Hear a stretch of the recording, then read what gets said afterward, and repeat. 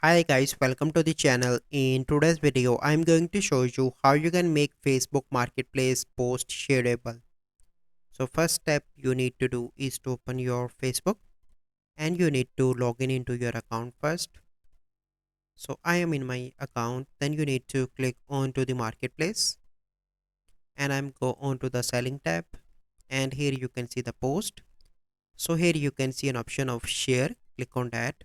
So you can share listing, share on a friend profile, share to a group, share in messenger, copy link.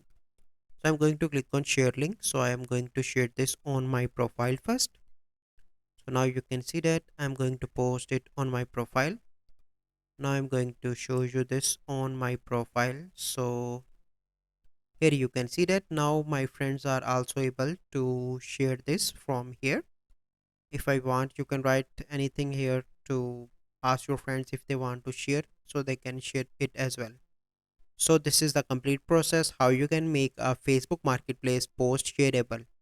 So I hope you find this video helpful. If you find this video helpful, must like this video, subscribe to our YouTube channel for future videos. We'll see you in the next video. Thank you. Have a good day.